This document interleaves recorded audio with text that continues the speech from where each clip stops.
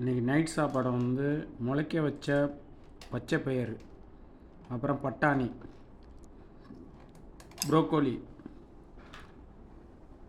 இது கோஸ், வாழைத்தண்டு, சக்கரவள்ளி கிழங்கு,